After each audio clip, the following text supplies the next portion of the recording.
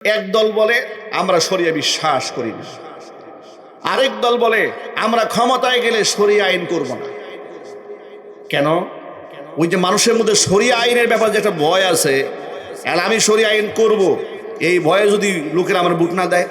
কিন্তু ভোট তো আমার খুব দরকার, ঠিকটা ঠিক বলেন?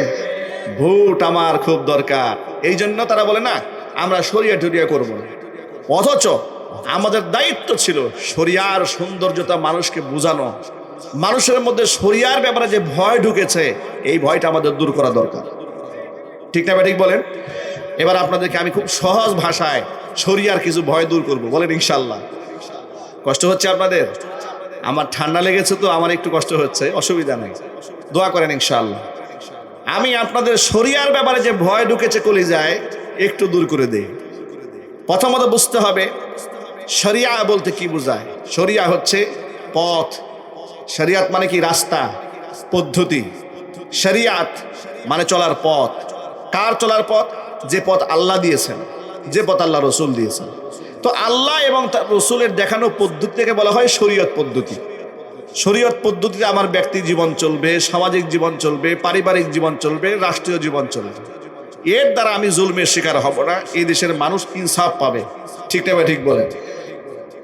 এই দেশের মধ্যে চালু আছে ইংরেজদের শরীয়ত। কাদের শরীয়ত? আবার জোরে বলেন।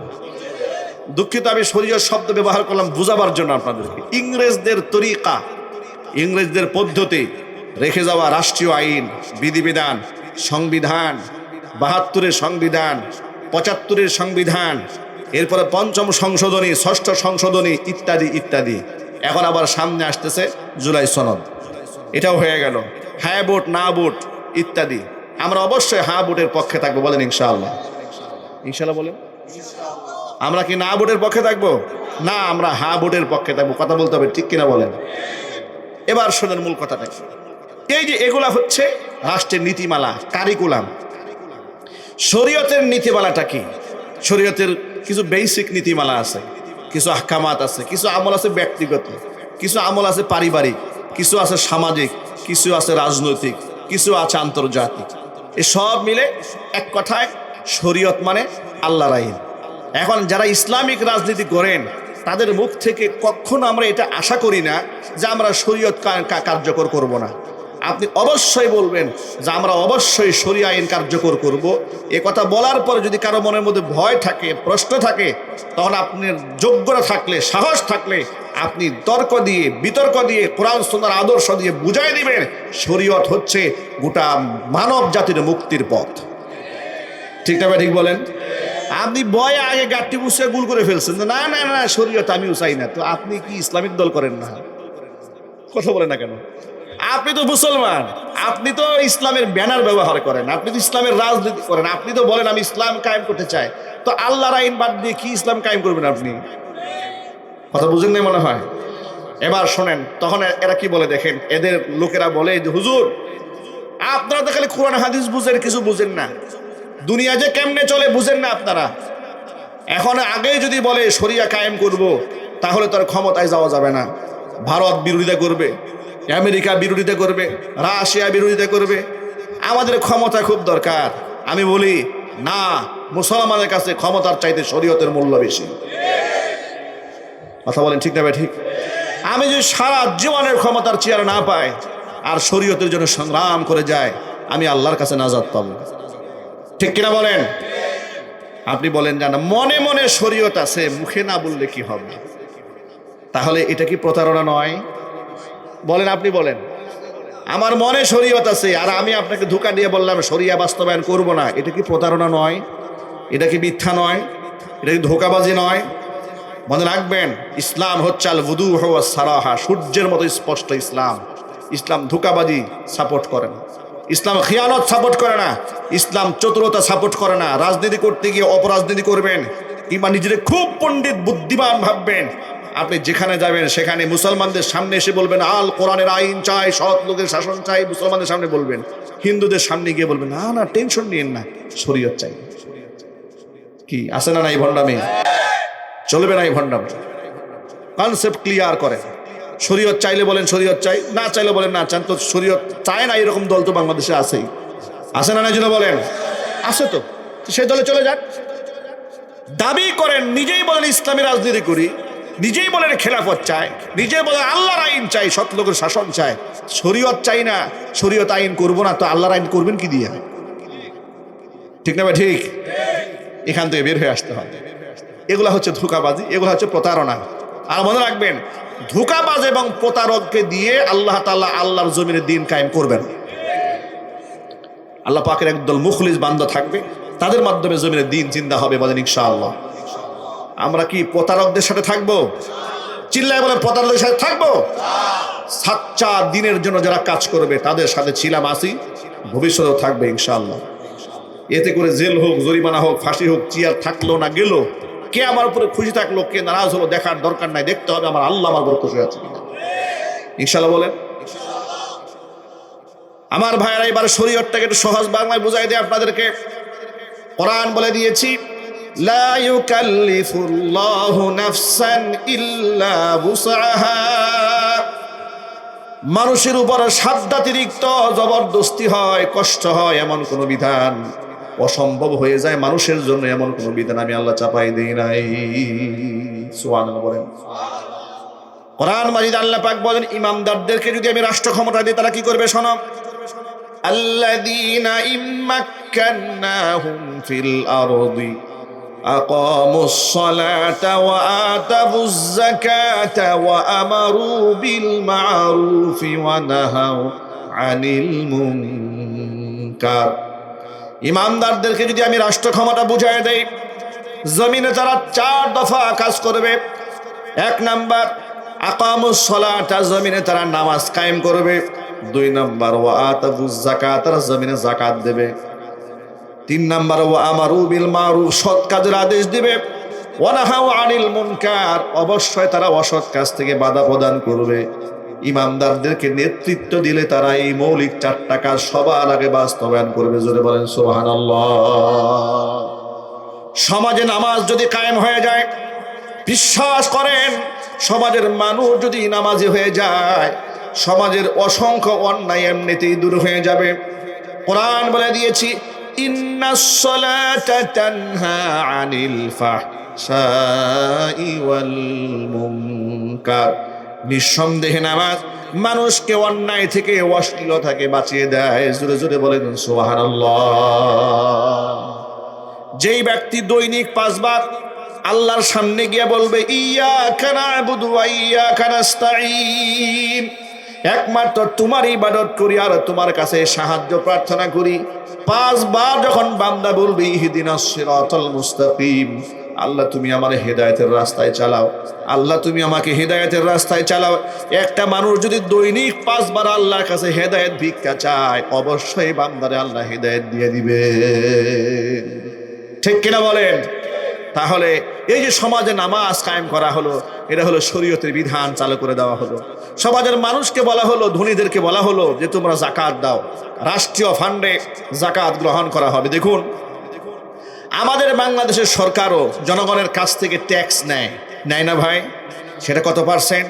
5%, 10%, এরপরে 15%, 20%, এমনকি যদি সম্পদ বছরে 20 লক্ষ টাকার উপরে ইনকাম থাকে, তাহলে তা আপনাকে 25% পর্যন্ত আপনাকে ট্যাক্স গুনতে হয়।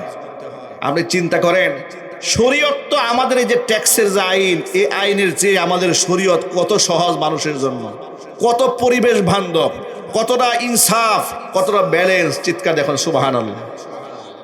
এই যে সমাজের রীতিমালা চলছে, নীতিমালা দেখেন, শরীয়তের আইনের বিরোধিতা লোকেরা না বুঝে করে, মনে করে শরীয়ত অনেক কঠিন জিনিস। শরীয়ত তো অনেক সহজ।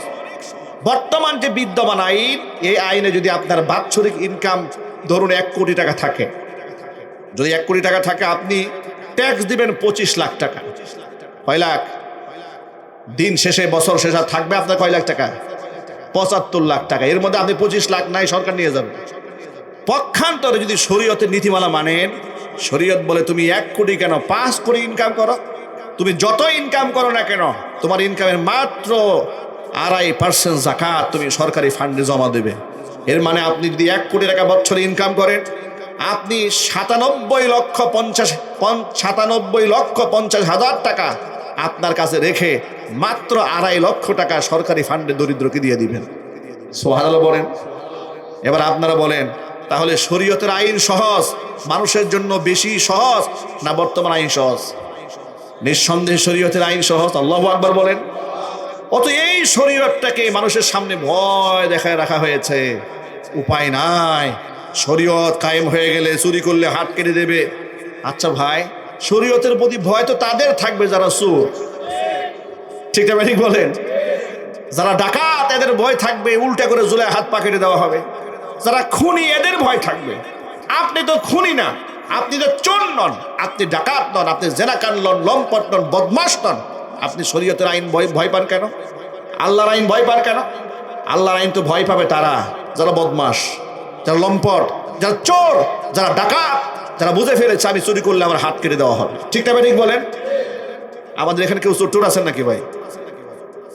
একটু চুরি প্রধান আছেন কেউ? বিশ্বাস করবো কি করে? মসজিদে গিয়ে জুতা চুরি হয়। ঠিক না ভাই ঠিক বলেন?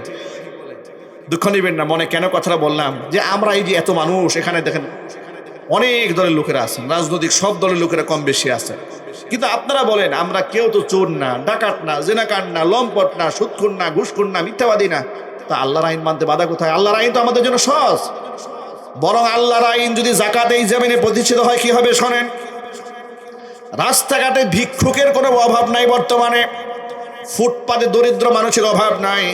কয়েকদিন আগে দেখেছেন ট্রেনে একটা ছেলে, অল্প বয়সের একটা ছেলে হকারি করে বিভিন্ন খাদ্যদ্রব্য বিক্রি করে, বুট হাবিজাবি বিক্রি করে। ট্রেনের আপনার দরজা দিয়ে ঢোকার চেষ্টা করছিল, ট্রেন ছেড়ে দিয়েছে।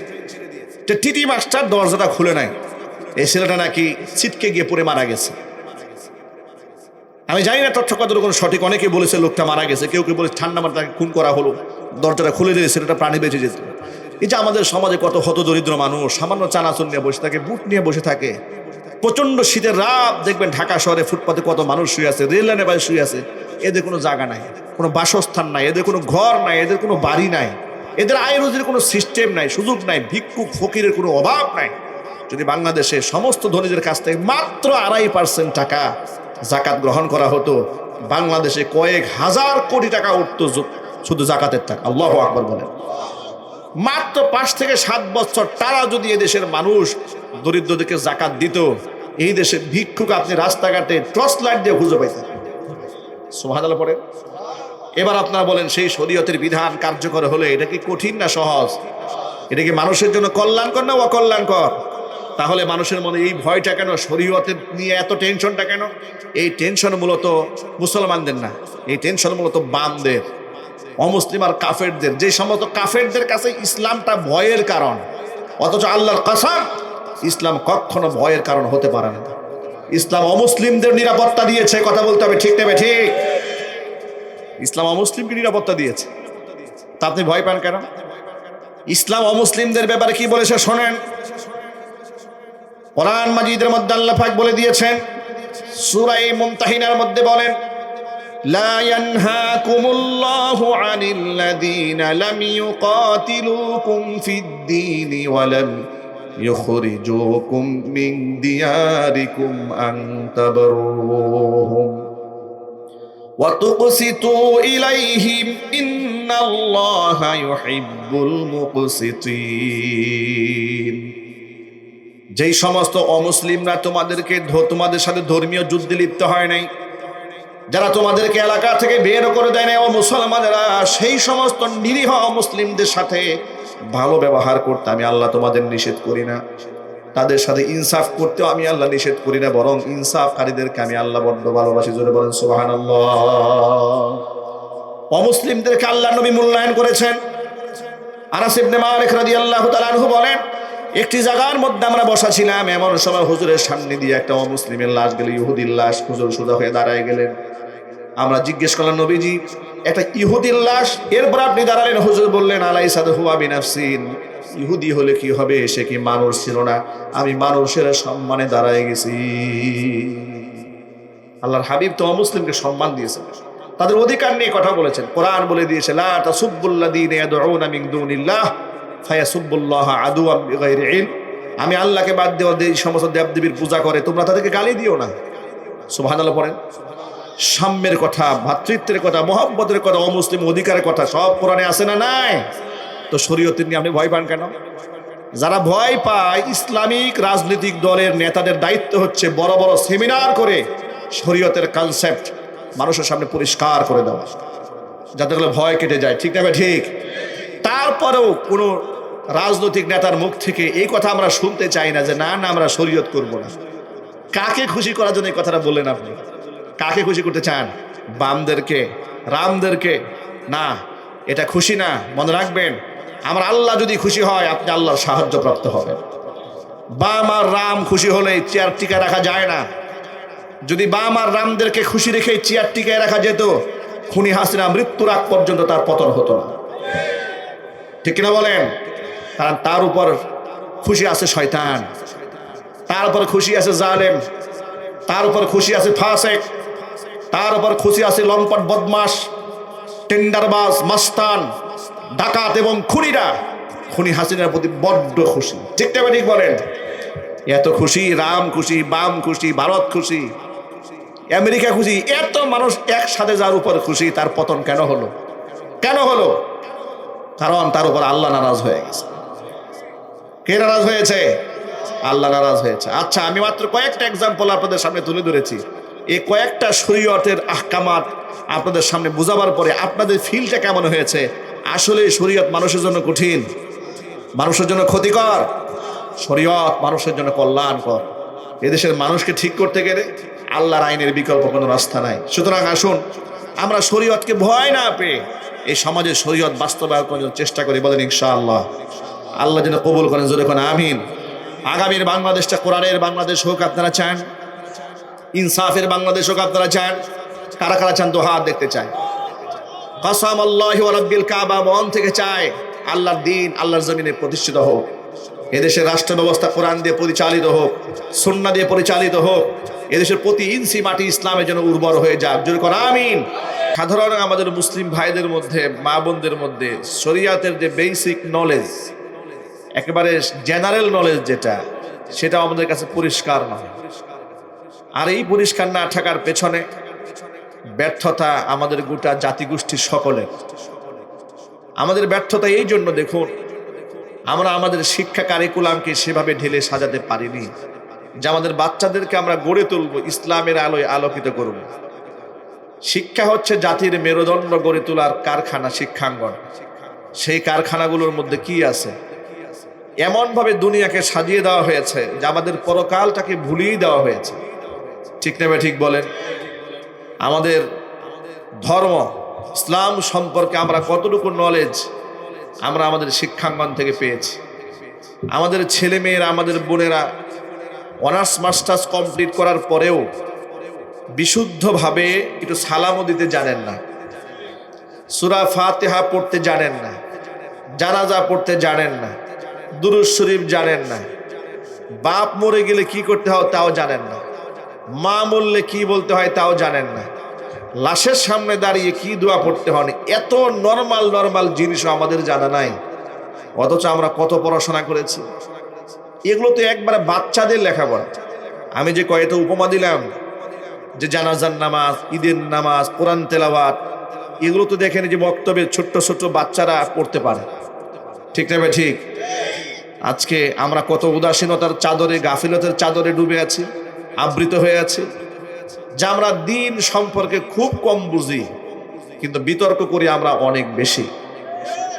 অনেক বিতর্ক করতে পারি আমরা। দেখবেন চায়ের দোকানে বসে ইমাম সাহেবের ভুল ওই লোকে ধরে যে লোকের সূরা ফাতিহা ঠিক নাই।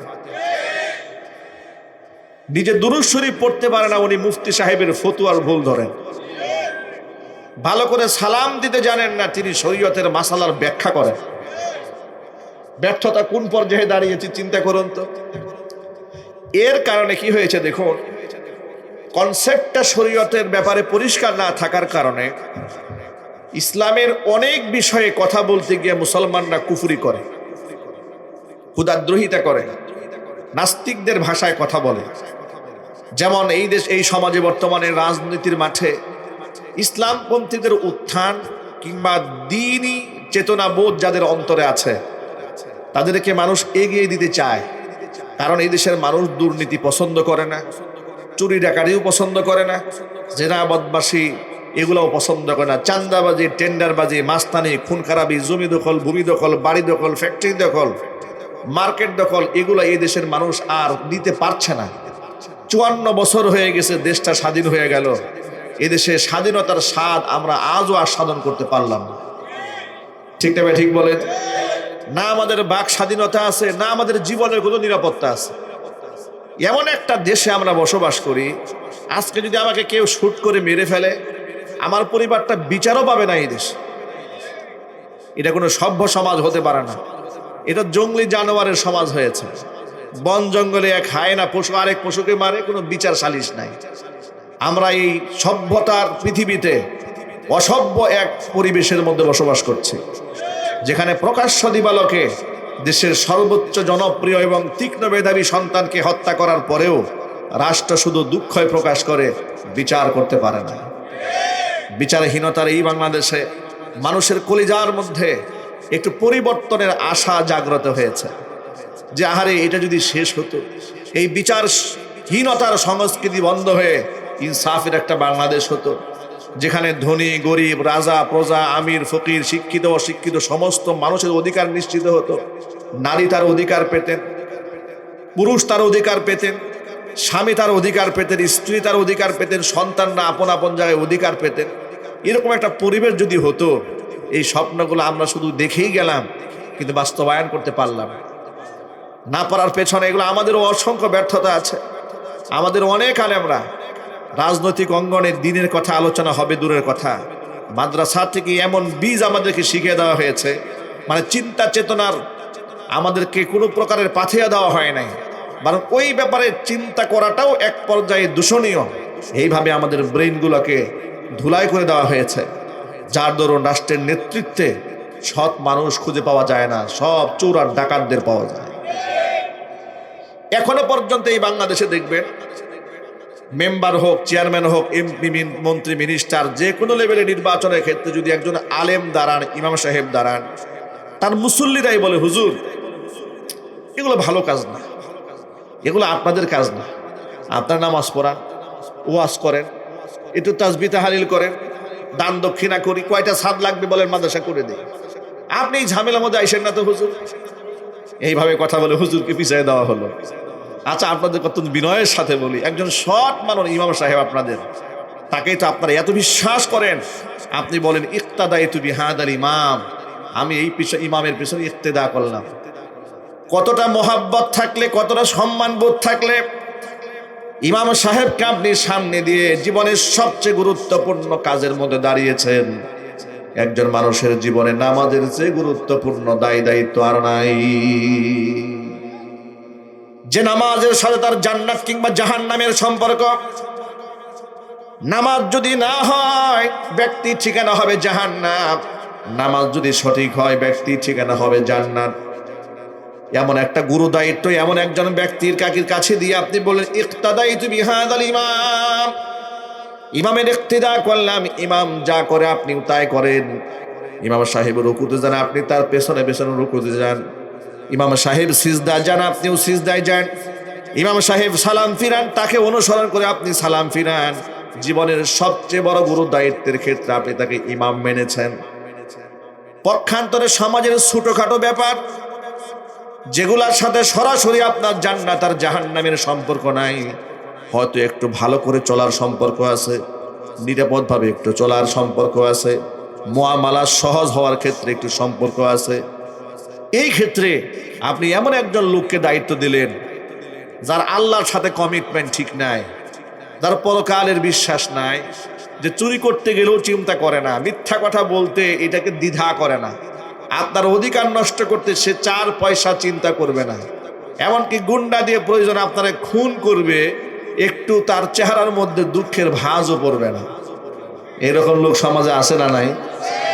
আরো যদি বলেন, যে দেখেছেন না খুনি হাসিনা এতগুলো মানুষ খুন করে দেশ থেকে পালাইলো, এখনো বলে রেকর্ড পাওয়া যায়, সে দুঃখ করে বলে যে আমার কি দোষ, উনি দোষই খুঁজে পায় না।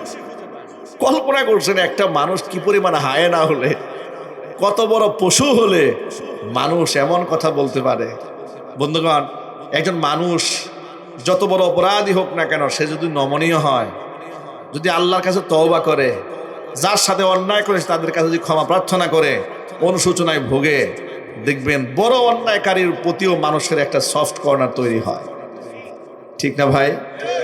যে আল্লাহর সামনে নাফরমানি করেছে, যদি বান্দা একবার চোখের পানি ছেড়ে দিয়ে আল্লাহর সামনে নিজেকে সুপর্দ করে বলে, আল্লাহ লা ইলাহা ইল্লা আনতা, আল্লাহ তুমি ছাড়া তো আমার কেউ নাই, সুবহানাক, আল্লাহ তোমার পবিত্রতা ঘোষণা করছি, ইন্নী কুনতু মিনাজ জালিমিন, আল্লাহ আমি জালেম, আল্লাহ আমি অনেক জুলুম করেছি, আমি অনুশোচনায় ভুগছি, আমি বুঝতে পেরেছি, আমার আল্লাহ পাকও তারে ক্ষমা করে দেন।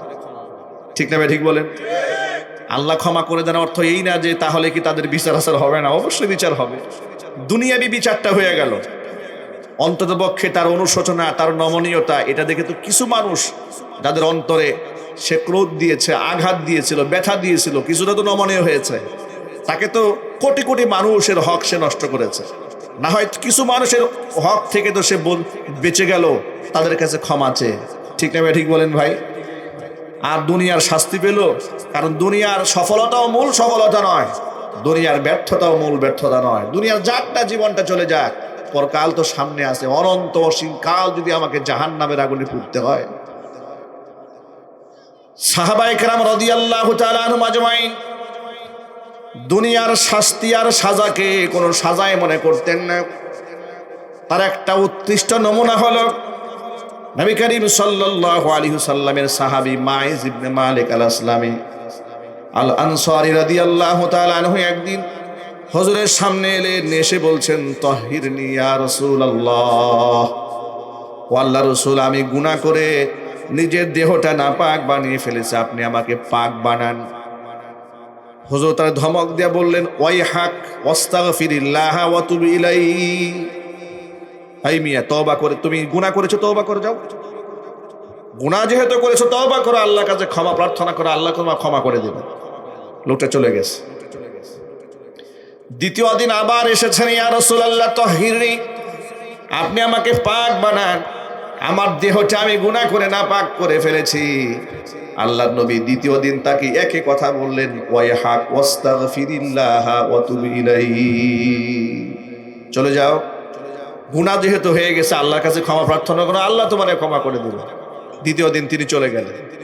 তৃতীয় দিন তিনি আবার আসছেন, এসে একই কথা রিপিট করে বলছেন, তাহিরনি ইয়া রাসূলুল্লাহ, হে আল্লাহর রাসূল, আপনি আমার পাক বানান, আমার গোটা দেহটা আমি গুনাহ করে নাপাক বানিয়ে ফেলেছি। তৃতীয় দিন আল্লাহর নবী প্রশ্ন করলেন, ফিমা উতাহিরুকা, কি গুনাহ করেছো, এমন কোন পাপ তুমি করেছো, 3 দিন পর্যন্ত তোমাকে বলছি তুমি তওবা করো, ক্ষমা প্রার্থনা করো, আল্লাহ তোমারে ক্ষমা করে দেবেন। বারবার একই কথা রিপিট করো যে আপনি আমাকে পাক বানান, নাপাক হয়ে গেছি। কি গুনাহ করেছো তুমি, কোন গুনাহ থেকে তোমাকে আমি পাক করব বলো তো? তিনি বললেন, মিনাজ জিনা ইয়া রাসূলুল্লাহ, হে আল্লাহর রাসূল, আমি শয়তানের ওয়াসওয়াসায় পড়ে ব্যভিচার করে ফেলেছি। আর ব্যভিচারের শাস্তি তো ইসলামে মারাত্মক। যদি অবিবাহিত হয় 100 দুর্রার আইন, ছেলে হোক আর মেয়ে হোক। আর যদি বিবাহিত হয় তাহলে তার শাস্তি হচ্ছে মৃত্যুদণ্ড। মাইজ ইবনে মালিক আল আসলামী তিনি বিবাহিত ছিলেন। তিনি একথা খুব ভালো করে জানতেন যে ইসলামের আদালতে এখানে আমাকে চুল পরিমাণ ছাড় দেওয়া হবে না। যদি আমি স্বীকার করি যে আমি ব্যভিচার করেছি তাহলে আমার মৃত্যুদণ্ড কনফার্ম। তিনি হেসে হেসে নিজের মৃত্যুদণ্ড চেয়ে নিচ্ছেন, যেন রাসূলকে বলছেন, হে আল্লাহর নবী, আপনি আমার উপর ইসলামের হুকুমতে যে বিচার আছে বিচারটা করেন, আপনি আমার বিচার করুন, কারণ দুনিয়াতে আমি মৃত্যুদণ্ড গ্রহণ করতে রাজি, কিন্তু জাহান্নামের আগুনে পুড়তে রাজি না। আল্লাহু আকবার বলেন। পরকালীন বিশ্বাস তাদের অন্তরে কতটা গাঢ় হয়েছে। দুনিয়ার মৃত্যুদণ্ডের শাস্তিকে তারা আলিঙ্গন করেছেন হাসি মুখে। নবী করিম সাল্লাল্লাহু আলাইহি সাল্লাম তার একক কথায় মৃত্যুদণ্ডের ব্যাপারে রায় দিয়ে দিলেন না। আল্লাহর নবী এই পৃথিবীতে বিচারকদের জন্য এক উপমা, শিক্ষকদের জন্য উপমা। তাম পৃথিবীতে একজন হাকিম, একজন আদেল ন্যায়পরায়ণ শাসক, একজন বিচারক কিভাবে রাষ্ট্র পরিচালনা করে, বিচারক কিভাবে বিচার কার্য ফয়সালা করতে হয়, গোটা বিশ্ববাসীকে শিক্ষা দিয়েছেন বিশ্বনবী মুহাম্মদুর রাসূলুল্লাহ সাল্লাল্লাহু আলাইহি ওয়াসাল্লাম। নিজে স্বীকারোক্তি দেওয়ার পর আল্লাহর নবী তাৎক্ষণিক তার স্বীকারোক্তি গ্রহণ করলেন না। ইনভেস্টিগেশন করার জন্য, যাচাই বাছাই করার জন্য তার মহল্লার মধ্যে সাহাবীদের একদল টিম পাঠিয়ে দিলেন, একটু খবর নিয়ে আসো। মাইজ ইবনে মালিক তো বলছে সে ব্যভিচার করেছে। আসলে এই যে স্বীকারোক্তি দিল, এটা কি স্বেচ্ছায় দিয়েছে, না তাকে কেউ ভয় দেখিয়েছে, না কোনো চাপে পড়ে দিয়েছে, না মাথা ঠিক নাই? একটু তথ্য তালাশ করে দেখো তো তার মাথা ঠিক আছে, না আবার মট্টট পান করে মাথা এলোমেলো হয়ে গেছে। একটু খোঁজ খবর নিয়ে আসো। এলাকার মানুষের সমস্ত মানুষের স্বীকারোক্তি তারা নিয়ে আসলেন। তারা সকলেই বললেন যে না, মাইজ ইবনে মালিক একজন সুস্থ মানুষ, স্বাভাবিক মানুষ, তিনি মদও পান করেন। রাসূলের কাছে এই বিচারের সমস্ত তথ্য উপাত্ত তুলে ধরা হলো। হুজুর এবার উপস্থিত সাহাবীদের সামনে দেখুন, ইসলামের ইতিহাসে কত বিচার হয়েছে, কত সালিশ হয়েছে, কত কিসাসের বিধান এসেছে, কত ব্যভিচারের ফয়সালা ইসলামের ইতিহাসে হয়েছে, কিন্তু লম্বা সময় নেওয়া হয় নাই। জেনা হোক, ব্যভিচার হোক, চুরি হোক, ডাকাতি হোক, খুনকারি হোক, বছরের পর বছর তাদেরকে আটকায় রেখে কষ্ট দেওয়া হয় নাই। অপরাধী হয়ে গেলে তাকে শাস্তি দেওয়া হয়েছে, অপরাধী না হলে তাকে ছেড়ে দেওয়া হয়েছে। কিন্তু যে ব্রিটিশদের তৈরিকৃত আইন আমাদের বাংলাদেশ চলছে, আহারে কি আইন এটা! আজকে মামলা হবে, খুনের মামলা, এটার রায় যে কোন সালে হবে, আদৌ হবে কিনা এই দেশের মানুষ জানে না। ঠিক না ঠিক বলে? আবার রায় হয়ে যাওয়ার পরে কার্যকর হবে কিনা এটা আল্লাহ ছাড়া কেউ জানে না। আবার এই আইনের বিরুদ্ধে আপনি কিছু বলতেও পারবেন না, আপনি রাষ্ট্রদ্রোহী হয়ে যাবেন, আপনি আদালত অবমাননাকারী হয়ে যাবেন। সেই আদালতকে তারা পবিত্র আদালত বলে, যে আদালতে বসে বসে অসংখ্য নিরীহ আলেমদেরকে তারা ফাঁসির রায় দিয়েছে। ঠিক না ঠিক জুড়ে বলেন? অসংখ্য মানুষকে, নিরাপরাধ মানুষদেরকে লোহার ডান্ডা বেরি পড়িয়ে জালেম বিচারকরা মানুষের উপর জুলুম করেছে, ফাঁসির দণ্ডে দণ্ডিত করেছে। কত মানুষকে বছরের পর বছরে কারাগারে আটকে রেখেছে যে আদালত, সেই আদালতকে বলা হয় পবিত্র আদালত, আদালতের পবিত্র প্রাঙ্গণ। এই পবিত্রতা কি তারা রেখেছে, না নাপাক বানিয়ে ফেলেছে? নাপাক বানিয়ে ফেলেছে। দেখুন, একটা এক্সাম্পল দিয়ে আপনাদেরকে বলি। ওসি প্রদীপ এবং লিয়াকত, কনস্টেবল লিয়াকত, এদের ইতিহাস আপনারা জানেন। কক্সবাজারে এক মেধাবী সেনা কর্মকর্তাকে, মেজর সিনহাকে ঠান্ডা মাথায় তারা গুলি করে খুন করেছে। ইতিহাস আপনাদের সকলের জানা আছে। ঠিক না ঠিক যদি বলেন? এরপরে কত মানুষকে তারা ক্রস ফায়ার করেছে, পত্রিকা থেকে আপনারা শুনেছেন, জেনেছেন। সেই ওসি প্রদীপের সমস্ত সাক্ষ্য প্রমাণে, যুক্তিতে, তর্কে প্রমাণিত হয়েছে সে একজন কুখ্যাত খুনি। শত শত মানুষ সে হত্যা করেছে এই বাংলাদেশে। আইনের পোশাক পরে পৃথিবীর সবচেয়ে নিকৃষ্ট বেআইনি কাজগুলো তারা করেছে। আইনের পোশাক দেওয়া হয়েছে দেশের মানুষের জান এবং মালের নিরাপত্তা দেওয়ার জন্য। আমরাই তাদেরকে ট্যাক্সের টাকা দিয়ে তাদের পোশাকটা পরাই, তাদের পায়ের যে জুতা, এটা আমাদের ট্যাক্সের টাকায় কেনা। কথা বলতে হবে, ঠিক নেবে ঠিক? তাদের বউ বাচ্চা যে পালে ওরা, এটা আমাদের ট্যাক্সের টাকায়। ওদের হাতে যে পিস্তল দেখেন, এটা আমাদের ট্যাক্সের টাকায় কেনা। সুতরাং সেই জনগণের মাথার মধ্যে জনগণের টাকায় কেনা গুলি দিয়ে জনগণের মাথাকে ওরা শেষ করে দিয়েছে। এতগুলো মানুষ খুন করেছে, আদালতে তাদের ফাঁসির রায়ও হয়েছে। আশ্চর্য ব্যাপার, রায় হয়েছে, প্রায় বছর পার হয়ে গেল, এতগুলা দিন চলে গেছে, কিন্তু রায় কার্যকর হয় না। অদৃশ্য একটা শক্তি এদেরকে বাঁচায় রাখে।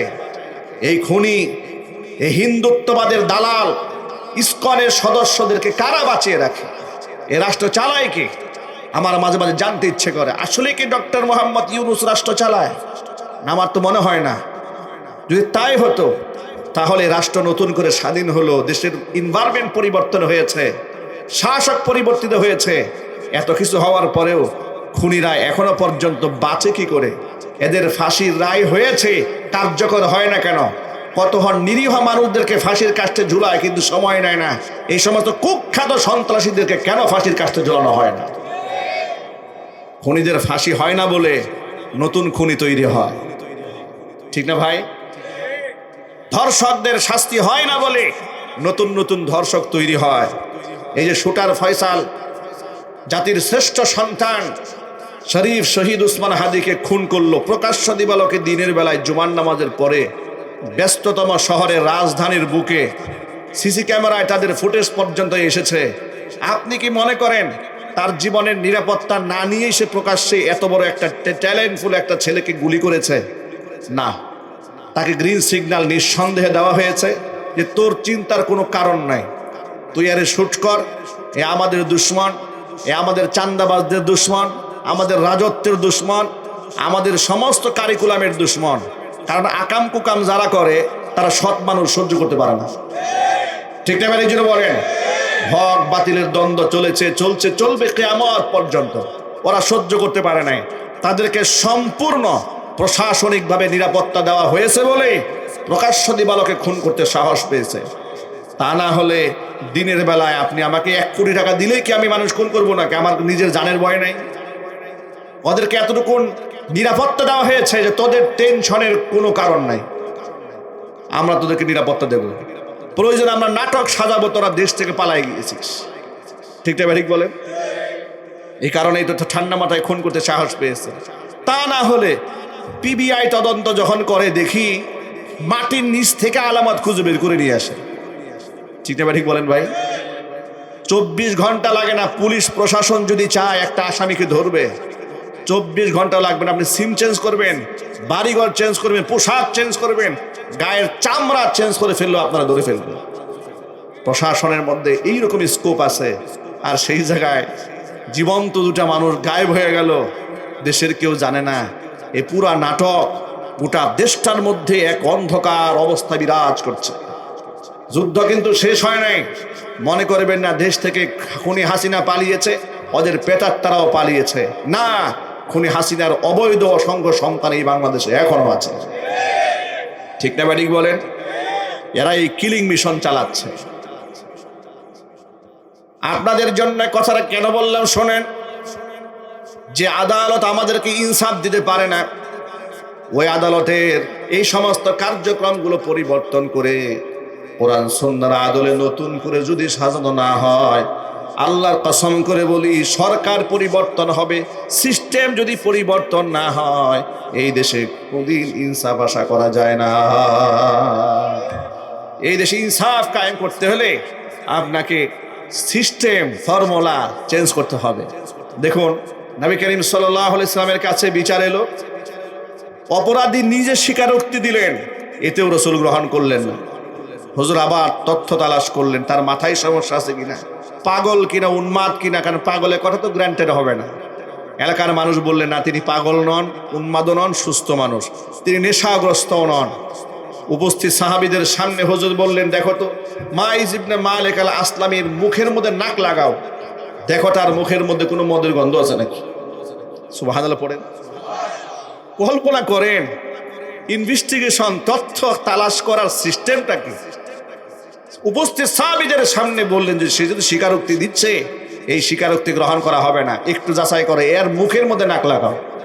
সাহাবায়ে কাম তার মুখের মধ্যে নাক লাগালেন, বললেন কোন মদের গন্ধ আছে, মাদকের নেশার কোনো আলামত আছে? বলে না হুজুর, মাদকের কোনো নেশা নাই, কোনো আলামত নেই, একদম সুস্থ মস্তিষ্কে সাক্ষী দিচ্ছে সে ব্যভিচার করেছে। রাসূল বললেন তার মৃত্যুদণ্ড কার্যকর করার জন্য হুজুর হুকুম দিয়ে দিলেন। সাহাবায়ে কাম তার কোমর পর্যন্ত মাটির নিচে পুঁতে ফেললেন, চতুর্পাশ থেকে তাকে পাথর নিক্ষেপ শুরু হয়ে গেল। প্রকাশ্য দিবালোকে দেখুন ব্যভিচারের শাস্তি কি করে হয়। প্রকাশ্য দিবালোকে যখন তার শাস্তি কার্যকর শুরু হলো, এমন সময় আল্লাহর হাবিব সাল্লাল্লাহু আলাইহি ওয়াসাল্লাম একজন সাহাবী খালিদ রাদিয়াল্লাহু তাআলা আনহুর গায়ে, এই মাইজ ইবনে মালিকের গায়ের রক্তের ফুঁটা এসে গায়ে লাগছে। তিনি ঘৃণায় বললেন, ওয়াই হাক, ধ্বংস তোমার জন্য, তোমার মতো একটা ব্যভিচারী রক্ত আমার গায়ে লেগেছে।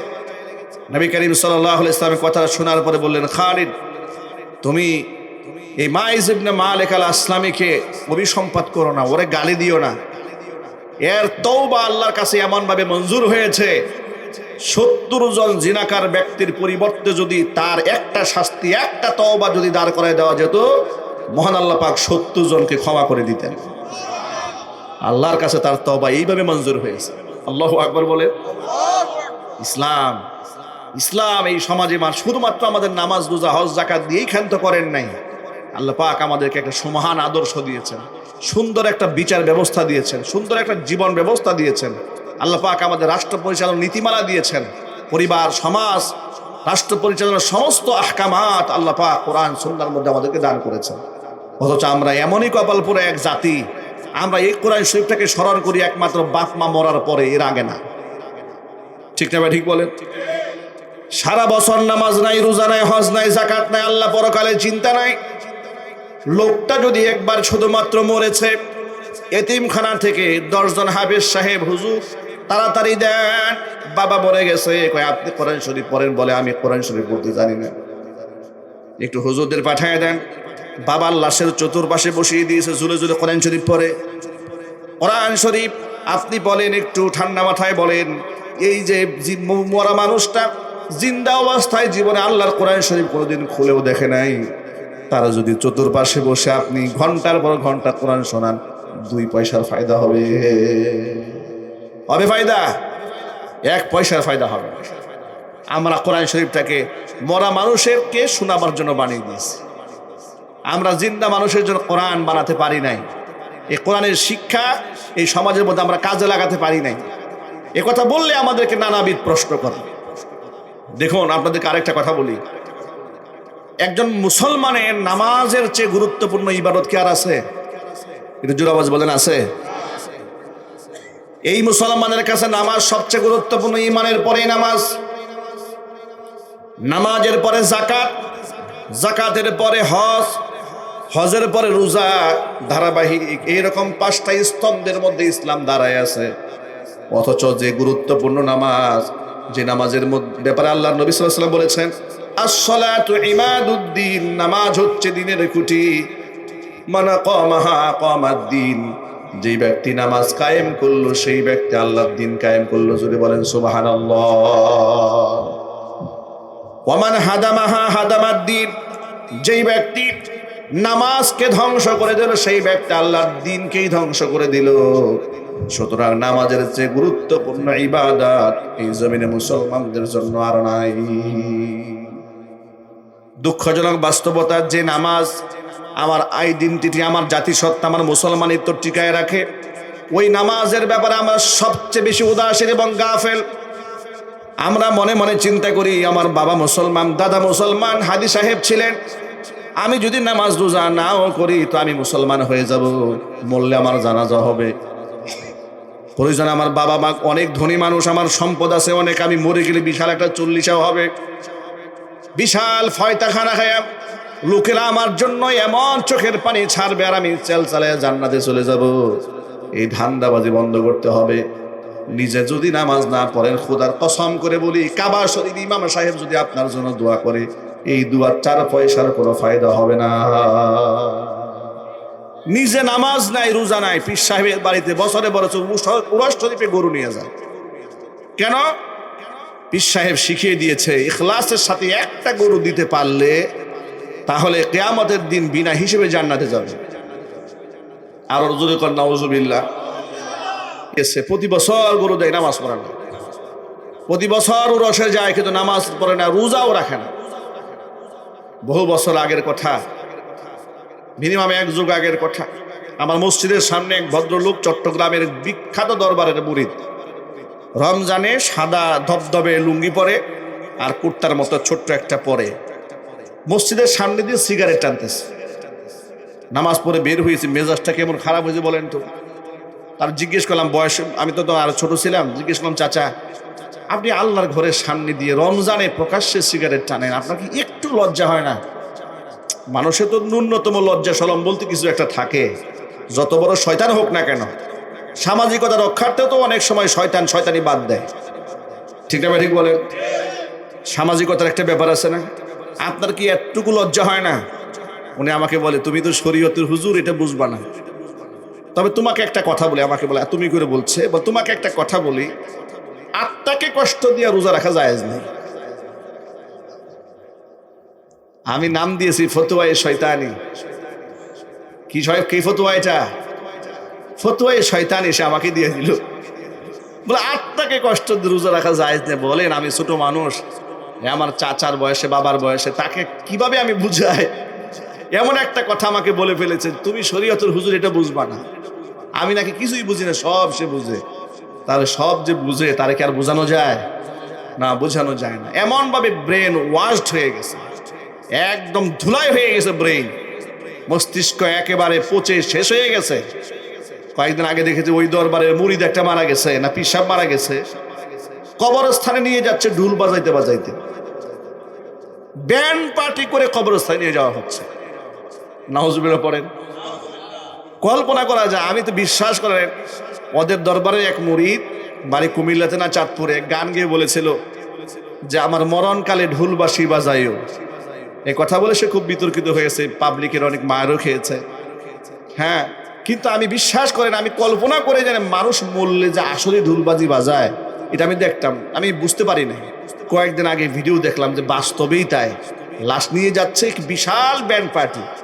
আমি প্রথম মনে করি বিয়ের অনুষ্ঠান হবে বোধ হয়, সামনে তাকায় দেখি লাশের কফিন। নাউজুবিল্লাহ। এরা যুক্তি দিয়ে কি বলে জানেন?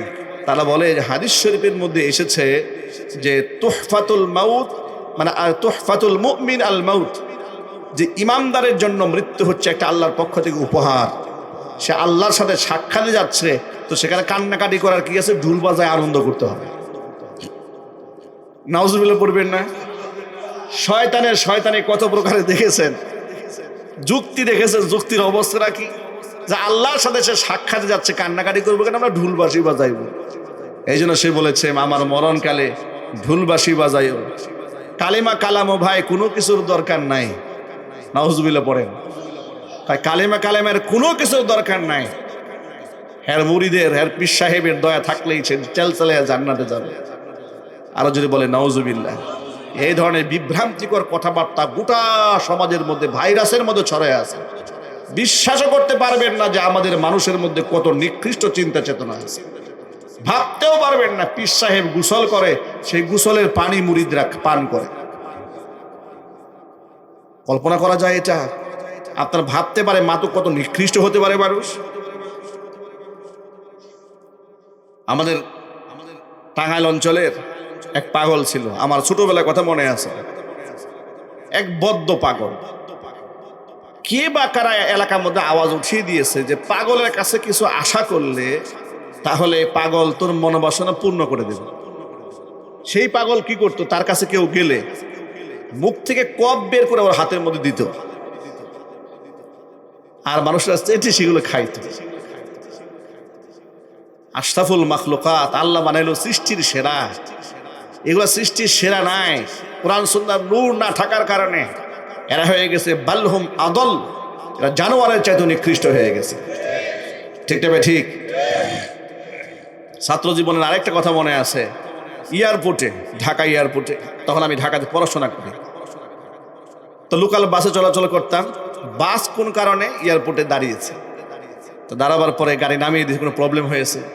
নেমে দেখি এয়ারপোর্টের পাশে, ছোট মানুষ তো অনেক আগ্রহ, কিউরিয়াসিটি, রাস্তাঘাটে কি হয় না হয় দেখি এক জায়গায় অনেক মানুষ জমা হয়ে আছে। এত মানুষ দেখে আমি নিজেও চিন্তা করলাম, দেখি কি হয়েছে, এখানে একটু যাই।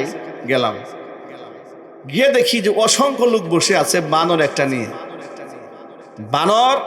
বানরের কাছে লোকেরা হাত বাড়াচ্ছে, এইভাবে বানর হাত দেখতেছে। আমি পাশের লোককে জিজ্ঞেস করলাম, আচ্ছা বানরে কি দেখে? তো হুজুর, এটা একটা আশ্চর্যজনক বানর, সে তাকদীর বলতে পারে।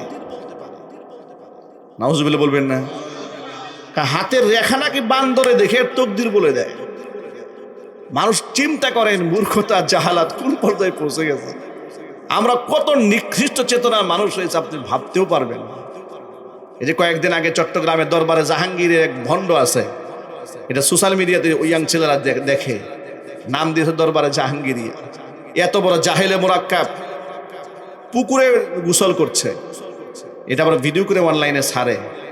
সেটা হলো একটা মাজারের পুকুর, গোসল করে বলে যে এটা হচ্ছে খাকে শেফা, এই মাজারের পুকুরের পানি পান করলেও নাকি লোক সুস্থ থাকে।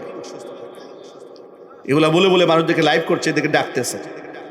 কত বড় জাহেলে মোরাক্কাব! এই জাহেলে মোরাক্কাব এসএসসি পরীক্ষার্থী কয়েকজন ছাত্র নিয়ে কবরস্থানে গেছে, এটা আবার লাইভ করেছে, এটা নিয়ে আমরা প্রতিবাদ জানিয়েছি। আপনাদেরকে এই পুরোনো কথা টানার উদ্দেশ্যটা কি?